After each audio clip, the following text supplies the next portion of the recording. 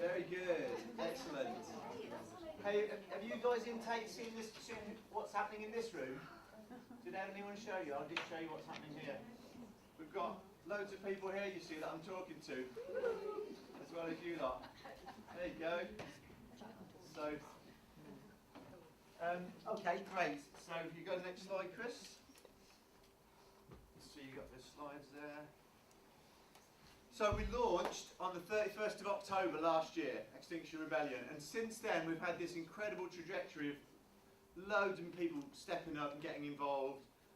It's been absolutely incredible. So basically this thing I was saying about tell the truth and act on it as if it's real, we all have levels of denial within us. So collectively we've got this collective denial going on, and it's how we cope, it's how we manage to in the world, because actually if we start to face this stuff, as I said, it does bring up all sorts of thoughts and emotions, and a lot of them are quite uncomfortable. So our natural inclination is to not want to look at that, not want to go there.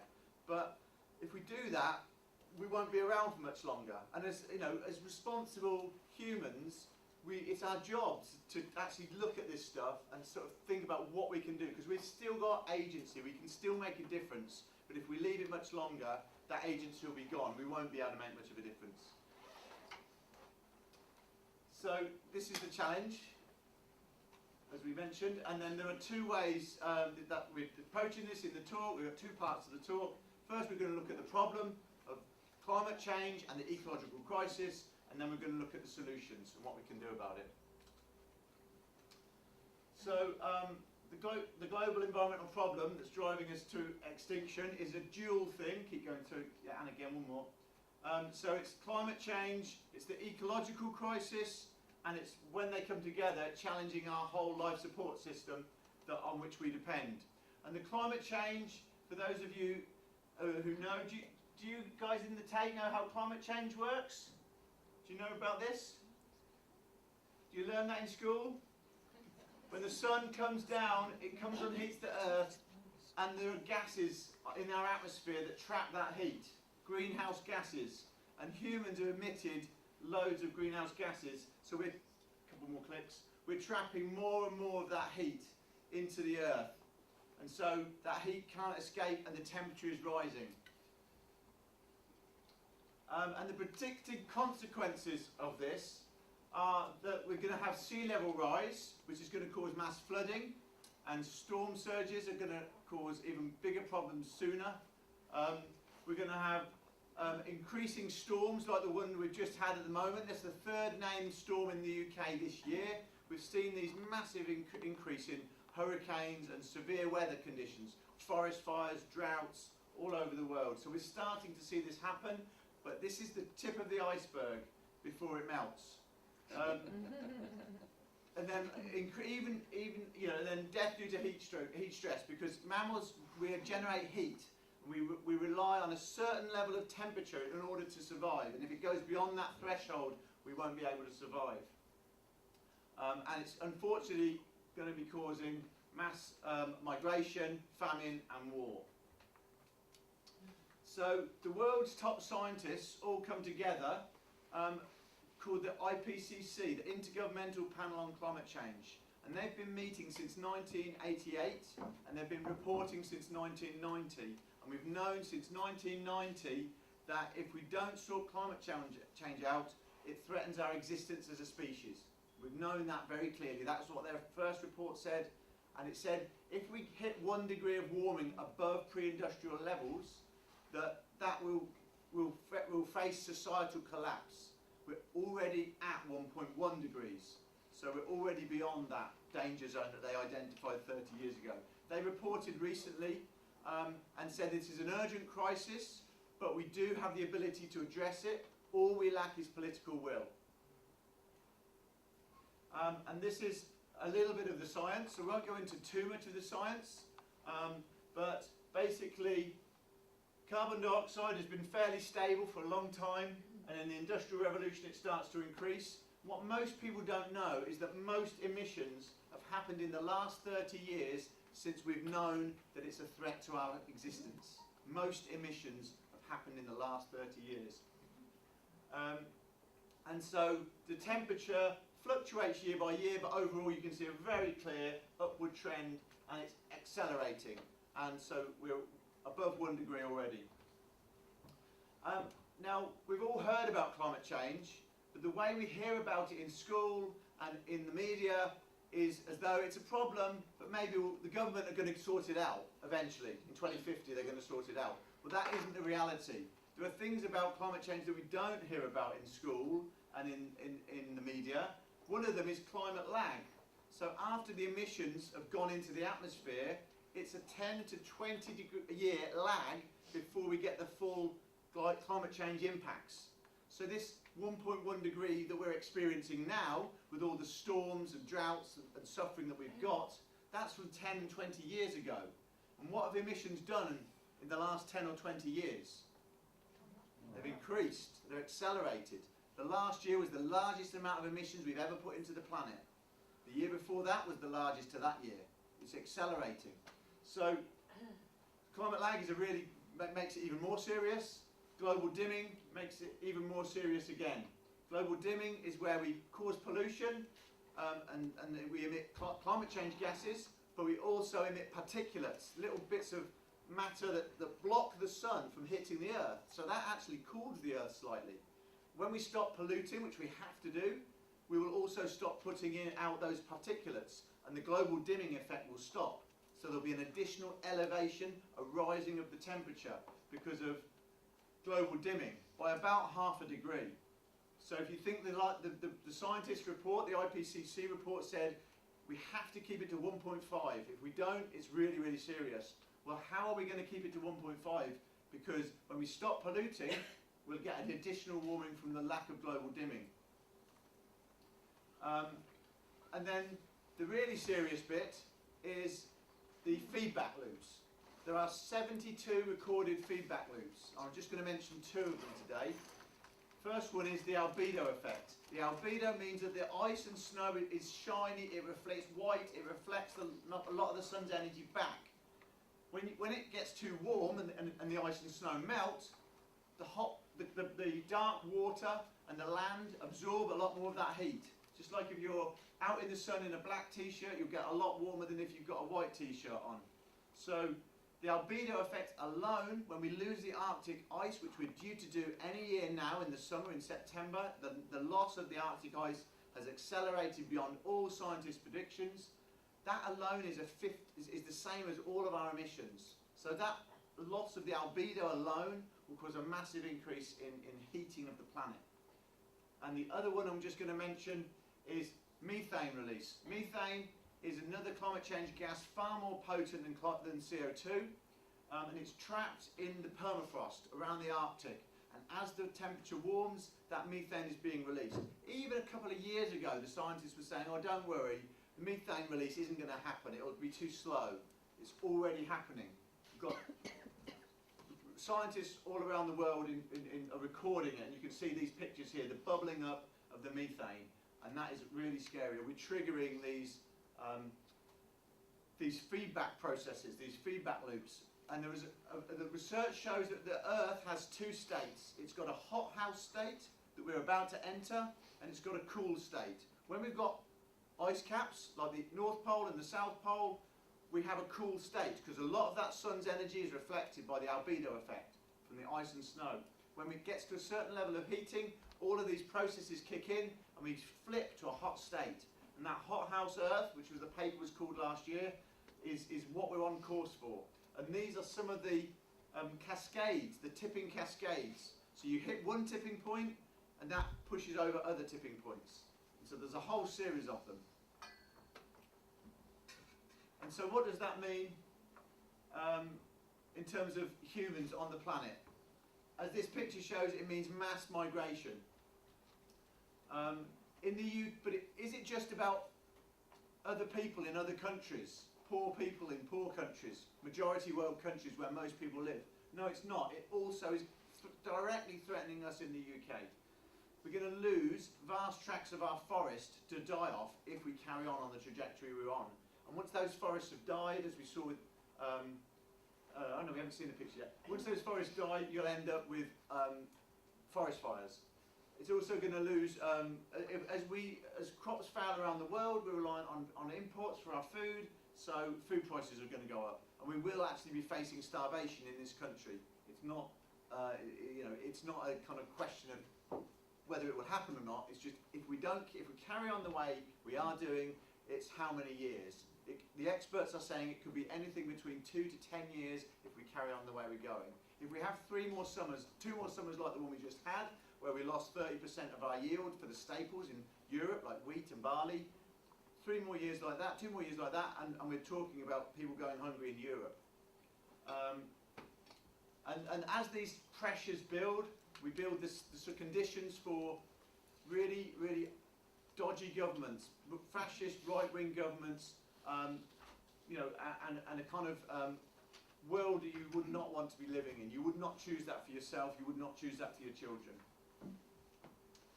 So that's climate change, and then in parallel we saw that the wider ecological crisis. So research shows we've got a massive loss of insects around the world.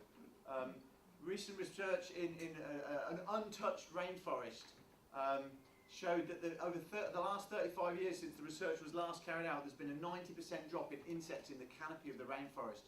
So we know because of that study alone, it's not because of pesticides, it's not because of industrialisation and our agriculture and our development, all of which cause massive problems. That is just because of climate change alone. So climate change is driving this ecological destruction, and the ecological destruction itself is a threat to our survival. I've got to say, just to cut in there, the figure that gets me moving, the figure that really hit me the hardest is the fact that we've lost 60% of our biodiversity in the last 40 years. So if you just take that forward, and we're in that same food chain, so that's really what alarms me. Alarms me and just upsets me because I like wildlife. Yeah. And so there's various things driving that. One of them is our system for feeding ourselves, agricultural monocrops like this, where we use massive amounts of pesticide and fertilizer, artificial fertilizers. We take away nature's ability to create these diverse relationships, and we just strip it all away. Which itself brings all sorts of problems. And population growth is another problem. Our population is still growing globally and is adding to the problems. So as we face these crises, our ability to feed ourselves is going to be really challenged, and we're making it worse by creating even more mouths to feed, further accelerating the problem. And so what we see then is this humans have the ability to switch an ecosystem from it being a sink for carbon. It locks up carbon, takes it out of the atmosphere and stores it in the ground in a stable way, to being a net emitter of carbon. So this is happening in areas of the rainforest like we're looking at here, where we've turned it from lush forest that's locking up CO2 to savanna, which is releasing the CO2, prone to forest fires, and this is the sort of thing that we can see happening in the UK if we carry on the way we're going. It's already happening around the world.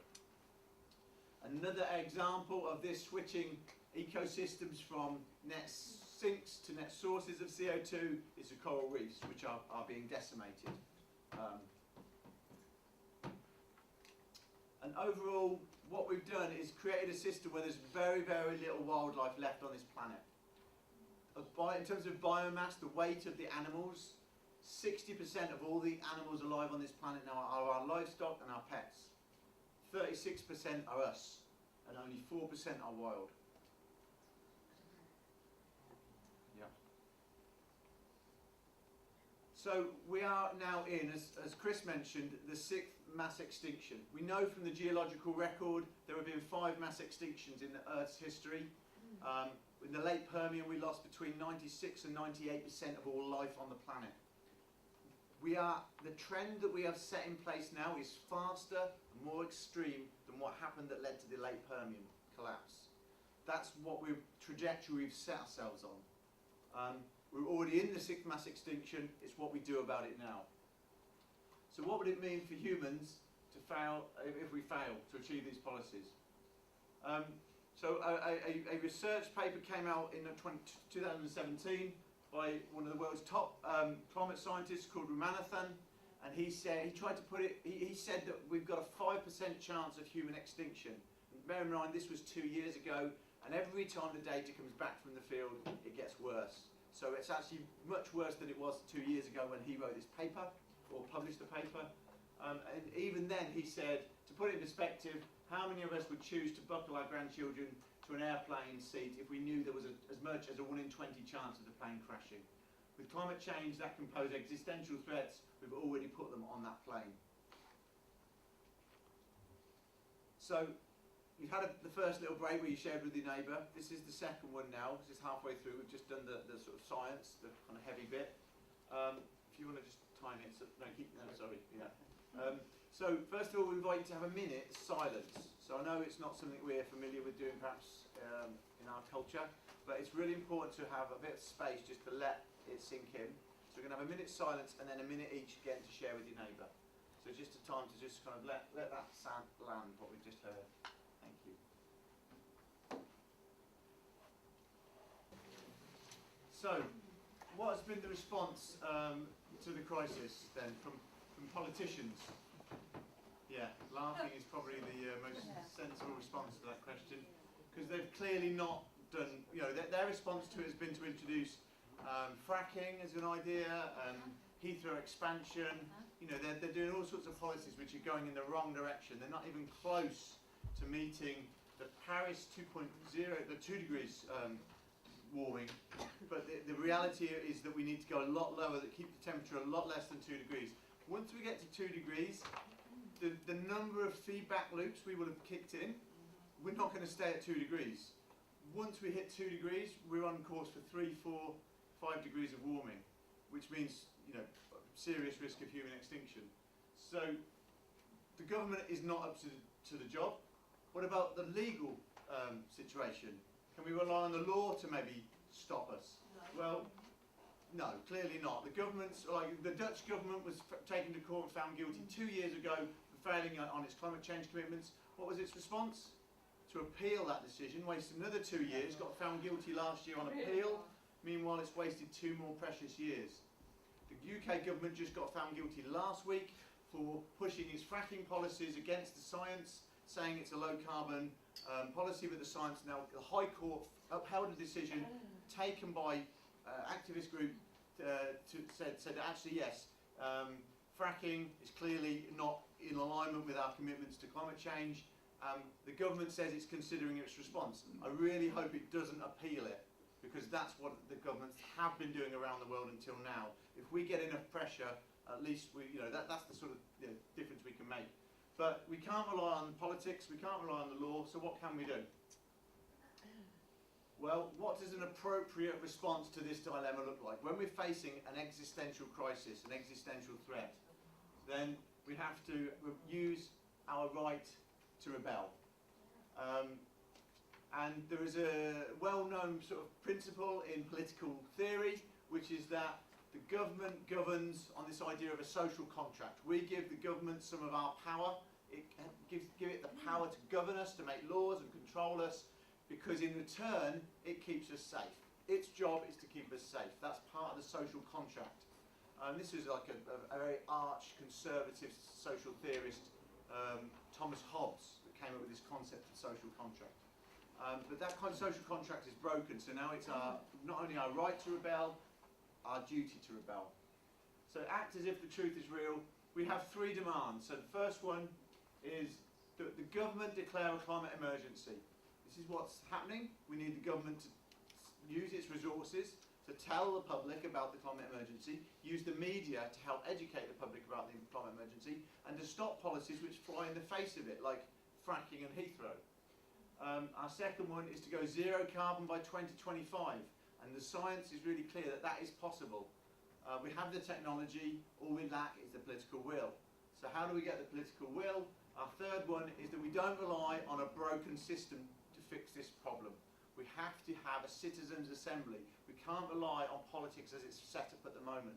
We have to have a much more direct form of democracy. The reason, and next one. So the reason we need a citizens' assembly is because, as we've seen for the last 30 years, in the face of the evidence, our current political system hasn't delivered the changes needed. It's not up to the job.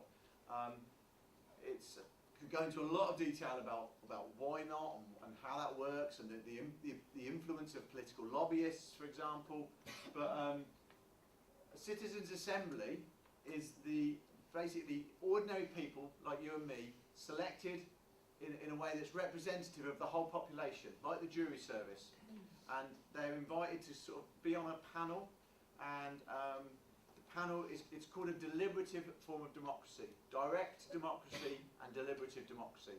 So basically you have a panel, they deliberate, they have all of the experts, all of the information, they have the experts on tap, not experts on top, and the people are in charge of this process. And people like us that are representative, they make the policies based on all the evidence. And when does a citizens' assembly work? Well, it's worked in Ireland, for example. In Ireland, they recently passed laws on abortion and gay marriage, and they took blasphemy out of the constitution and brought Ireland into the 21st century. And those were issues that previous to the citizens' assembly, the mainstream politics just couldn't deal with those issues. They were too politically hot for politicians to touch. But the Citizens' Assembly really worked and brought these policies forward. So we can see that it can work. It's worked in other countries as well. So this is our challenge for ourselves, to tell the truth and act on it as if it's real. As we said before, sounds really simple, but it's actually a really profound, really challenging thing. For me, it's a daily practice. Every day, I let the truth in a little bit more. We're all climate deniers. I'm a climate denier on some level. There are bits of it I just don't want to face, that I haven't let in, and I try and get on with my life as normal. The more I let the truth in, the more it becomes obvious to me what acting on it as if it's real. So I took a sabbatical from my 2 jobs to use this next year. The UN General Secretary says we only have a year to turn things around. Emissions keep going up, we risk extinction by 2050. That's the UN General Secretary. So telling the truth and acting as if it's real, it's a personal process, it's our own process. Wherever we are on that is absolutely perfect, but that's the process to start. And civil disobedience, we've got 100 years or more of experience and research, practice, examples of civil disobedience and what works. When it's respectful, and when it's disruptive, and when it's non-violent, then civil disobedience, when it's participated by enough people, really works. And we've seen this time and time again. In fact, there's research, for example, by a woman called Erica Chenoweth, who's an American scholar, and she was sceptical. She thought violence was necessary. And a peace activist challenged her to say, well, where's your evidence? And so no one had done the numbers. No one had looked at all of the different movements in the 20th century, and which ones were peaceful, which ones were violent, and which ones worked and which ones didn't. She did that, and she found that peaceful movements were twice as likely to succeed as violent ones. And when they succeeded, the changes they brought were more progressive and they lasted, versus violent ones tended to bring back dictators back into play. So there's lots of examples of this throughout history. Can anyone guess what this example you're going to see here is? Any guesses? This is from the civil rights movement in the US. But it's not the part that Martin Luther King was involved with. This was students, grassroots movement, just students getting on a bus that was supposed to be segregated, mixed race, the whites and blacks, students that were often the first of their generation to go to university, the first of their whole families to go to university. They gave up their university to stop segregation. So another element that's classic to civil disobedience that works is a sacrificial element where people are willing to put themselves forward. It's about service. And so the first bus that went down to the States, the southern states, the most racist states, put them in the worst prison that they've got in Alabama. Thought that would scare them, put the others off, sort them out, teach them a lesson. That was the governor's idea, was it would teach them a lesson. But what it did was it inspired the others to go, well, we can't let this beat us. So hundreds of students did the same action throughout the next few months, and it ended up with 300 of them in prison, and in that process brought about a change in policy, ended the bus segregation policy. And once the bus segregation policy had ended, it was a real key moment in the success of the civil rights movement. So if we can see that 300 people going to prison in a country as big as America can bring about national policy change, what would it take in the UK? And what would it take to bring about change of the sort we're talking about for climate change? So I'll talk about the numbers that the UK would need in a minute. But what we've done so far is, as I mentioned, we declared rebellion on the 31st of October. On the 17th of November, we had our first rebellion day, where we occupied 5 bridges in what was described by The Guardian as the largest bit of civil disobedience in the UK for decades.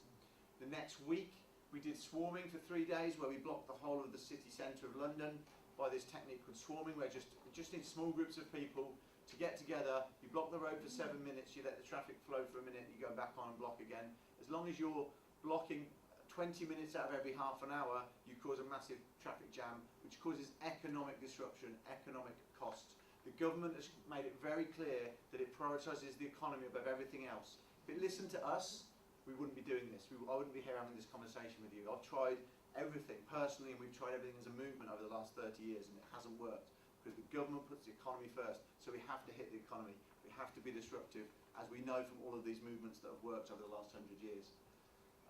We've done hundreds of actions in the UK and worldwide. In fact, we've got a swarming action tomorrow in Exeter. It's quite exciting. It's the first swarming action in Devon. We'll definitely be doing some swarming in Plymouth at some point. But if anyone wants to join us in Exeter tomorrow, come and see me at the end. And other countries around the world have declared now rebellion, joined with the rebellion. Over 150 countries have at least one person signed up to Extinction Rebellion now. And there are groups, active groups, in a growing number of countries. And we've got hundreds of groups in the UK and worldwide. What happened to point 5? Point 5 where? Skip back. Sorry. No. Oh, hang on. I'm a bit, yeah, sorry. You got a list of 8 and you don't have number 5. Sorry? You just Oh, put sorry. 5. Oh, that's Bridget, so. there. No, it's a good. No, it's a typo. Thanks for spelling it. So this is the I'm first. sorry, it's No. pathetic. Don't I apologise. just saw it. No. It's the reason for that is that we've been giving a different set of slides, and we've just updated them. The first time we've actually got a graphic designer that's kind of given us some really nice looking slides that are much better. But there's a few things in there that are mistakes, and you're about to see another mistake in a minute. So we'll see if anyone spots it. So that's why. In a previous slide there were 8, and I thought that's too many, so I cut them out. But obviously we haven't got the numbers quite right. So this is the big thing that we're moving towards, April 15th. And this is the declaration of international rebellion, where other countries around the world will be joining with the UK. In capital cities around the world, we will be causing mass disruption. We will be coming together en masse in the capital cities to occupy those spaces and cause disruption ongoingly. So it starts on the 15th of April, but it won't stop on the 15th of April. It'll only stop when we've got the government sitting around the negotiation table to meet the demands. So we're asking people, this is the big ask, to take 2 weeks off on the 15th of April for the next 2 weeks and come and join us in London. When we get enough people doing that, we can actually turn this whole climate crisis around. And we'll have so much fun, so much empowerment in the process. Because each site, we're going to occupy 4 sites in London, key sites like Marble Arch, Elephant and Castle. And we will be having, at each one, we're going to be having like performers, music, speakers, workshops, loads of trainings. There's going to be, one of the sites is going to be a youth-led site where the youth are kind of in charge of everything, and they're already talking about having sport and having all sorts of stuff. Every site is going to be an art installation, and people are going to be coming from around the city just to see the art in these places. They're going to be amazing happenings in their own right, each of the sites. We're going to be having tours going off from each site, tours of the city showing different key things that people need to learn about. And this is going to be something that you will never regret going to. For those that are able, we're inviting you to bring pop-up tents and to stay on site. For those that aren't, we're going to sort accommodation out. We always ask if you're not going to bring a tent, if you can sort your own accommodation out with friends and family, do that. But if not, we can sort accommodation out for those that can't. There's going to be stuff happening locally as well, and there's going to be coaches from Plymouth going to that. So you'll be there on the Sunday before the 15th, if you can make it. I mentioned prison with the example of the Freedom Riders, and this experience with civil disobedience shows that prison and arrest are part of the process. Part of how they succeed is being willing to give up your liberty. Part of the sacrifice, giving up your liberty. But what's the reason that's so important is partly because it's so empowering. It's not because anyone in this room needs to get arrested or go to prison for this to work. We don't need that, because actually the numbers suggest that actually we've already got enough people signed up to do the arrest and to do the prison part. What we need is the mass involvement. And every role is up for grabs. Whatever you love to do, you could do it in service to this rebellion. And yeah, so just want to put prison and arrest in their place. They're a useful part of our strategy and part of our campaign and a key to success. But they're not the only key by any means. We've also got art, which is a key part of our success. We've got emotions. This is the first movement that I've known about that's addressing climate change using direct action that really embraces emotions. For 30 years we made the mistake of saying, if you just tell people the facts, they'll do the right thing. But we're not just logical beings, we're also emotional beings. So our emotions are really important. Just want to come in on that, Yeah. that point there, that obviously as a lecturer at BCA, I am not at all recommending students get themselves arrested. What I am recommending is contribute in really constructive ways, and as your art students, through art is what I'm talking about. And so motivation, there are two kind of broad ways we might be motivated. The first is if we think we've got a chance of something succeeding, that might be our reason for doing it. And the other is we might do it because it's the right thing to do. With climate change, we don't know that what we're going to do is going to work.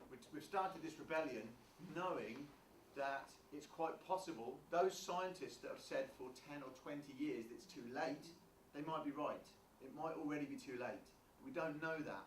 Some scientists say we can turn it around, like the IPCC report says we've got the solutions, we just need the political will. So it doesn't really matter what your motivation is, it just matters that you start this process. And the process is, as I said, is to tell the truth and act on as if it's real. So we've got 10 principles and values.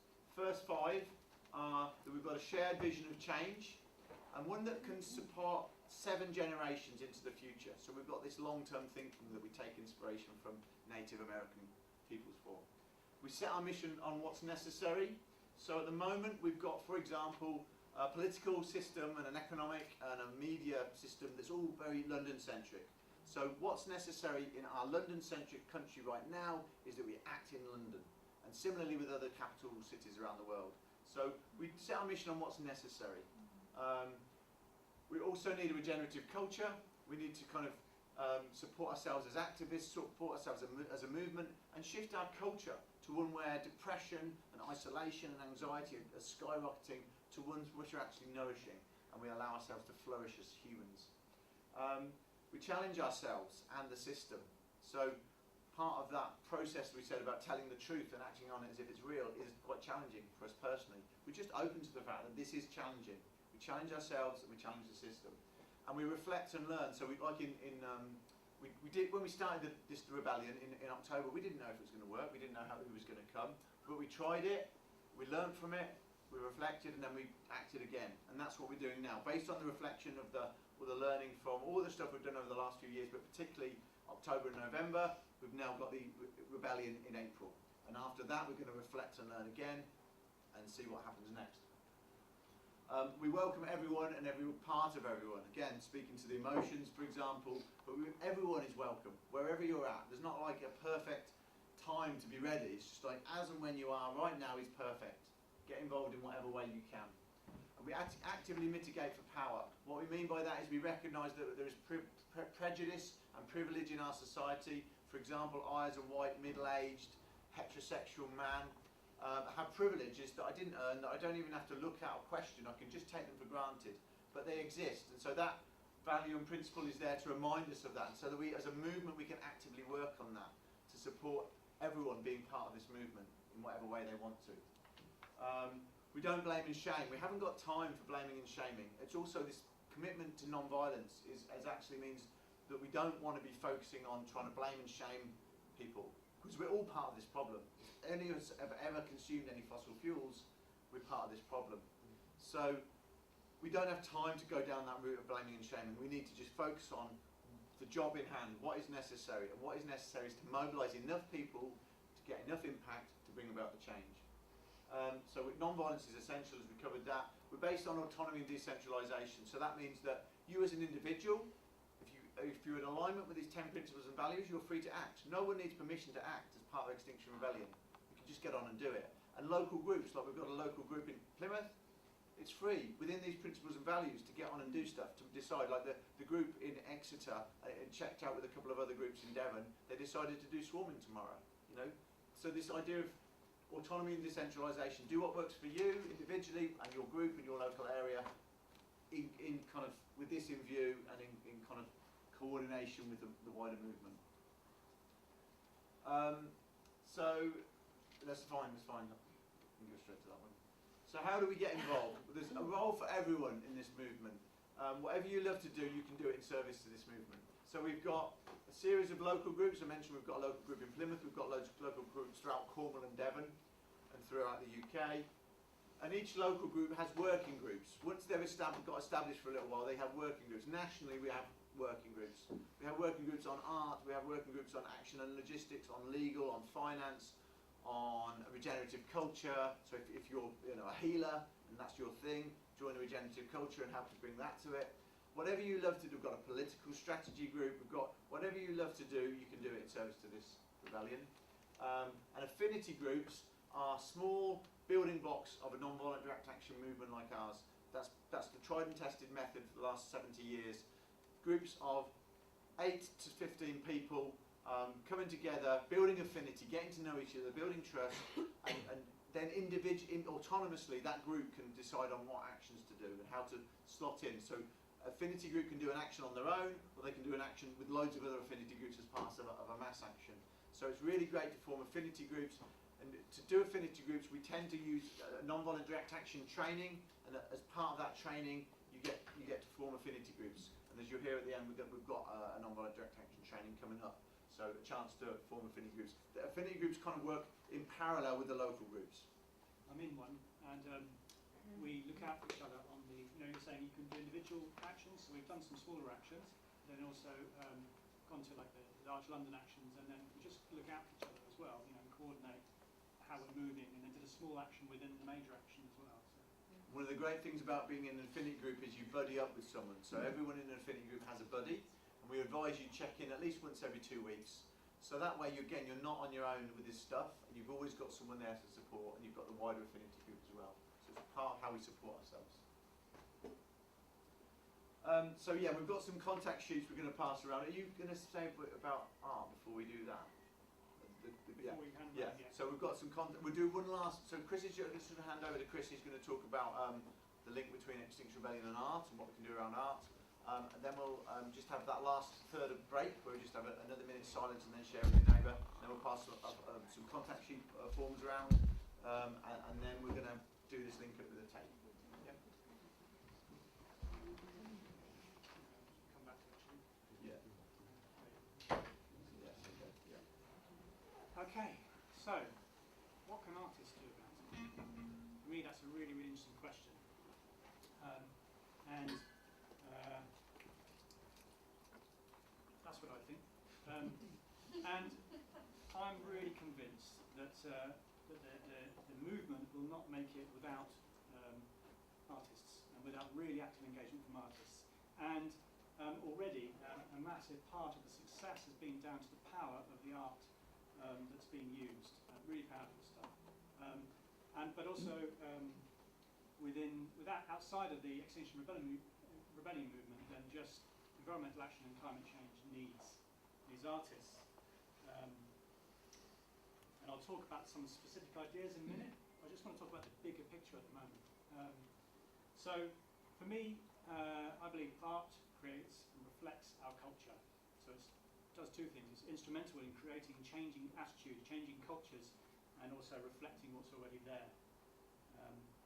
And as Larch has been telling you, we basically need a huge, massive transformation of our culture in order to think in more regenerative ways, in order to act in more regenerative ways. So I'm calling on artists to actively create this regenerative culture. It's a very difficult word to say. And one of the reasons that art is so powerful is because facts are not enough. You know, most of us, we've heard the facts. We've heard, you know, we've been told by very official-looking people that we're in trouble. But a lot of us choose not to act. There are various other political situations at the moment that might seem similar. I'm not going to say too much about that. So yeah, facts are not enough. It's actually our values and our feelings and our ideologies that motivate us to act and to change. And art can speak directly to that in a way that facts and figures don't. So I'm pressing one button. So we need art. So art in all its forms communicates values, the values, the ideologies, and ideas of the artists, and society in one way or another. Whether you're a fashion designer or a graphic designer or whatever, you're still communicating something about values in some way. And the opportunity to really reach people through art is amazing. You know, so if we just create work that speaks to the soul, speaks to the heart, we're going to get there quicker, I believe, than we are with facts and figures and really depressing things. Because facts and figures, you know, they can be actually really motivating. They can also be dispiriting and demotivating if we feel despair. But art makes us feel like getting up in the morning, as far as I'm concerned. So that's why it's so powerful. So to come down to some sort of like specifics, yes, we could contribute art to the campaigns, the Extinction Rebellion campaign, or to any other climate sort of action campaign. So we could be making banners, posters, sculptures, T-shirts, etc. You know, taking sculptures, for instance, to protests and to mass actions. That's the bit that draws in the photographers and the filmmakers, and that's the bit that hits the front pages and the headlines. You know, when you've got like a really excellent image to go with it. So that's why it can be so powerful. And it has already. I mean, Extinction Rebellion, you know, they've got a fantastic logo. It's a really powerful logo. I was talking to an ecological designer the other day, and he just happened to see, I've got my notebook had the logo on it. He's like, wow, that's a powerful logo. What's that about? You know, yeah, so, and that's graphic design. That's down to graphic design. You know, so yeah, there's a lot of power in art. And we're only really limited by our imagination. So just to give an example, something that I've kind of imagined that I don't know whether it's going to happen or not, depends on whether I make it happen, I guess, but would be to create a parliament of all beings that gathers in Parliament Square, and where people speak for the animals that are going extinct that can't speak for themselves, facts and figures and feeling, but what a creative spectacle that could be. Some people coming dressed in costumes with sculptures of polar bears and whatnot, you know, and it could be really artful, really grab the sort of headlines and really grab the sort of front pages. So that's just one idea, and I'm sure that you guys as artists or people interested in art could come up with some fantastic ideas. So we just need to get thinking, get imagining, and then get doing. But then, you know, within your own sort of, here's an example of a costume piece that I just love that could be used, you know. And so there are art groups within Extinction Rebellion, as Larch mentioned. So this is my wife's training room. So this is the Totnes art group, and they are busy with young people busy making banners and posters for the climate youth strike, I believe. And so they're, you know, the Plymouth group, I believe, is fairly new. So maybe they don't have an art group yet. I don't know. Do you have an art group yet? We've got a leader of the art group. We've got a lady who's going to help with that. But no, we're relaunching. We're relaunching. That's really good word.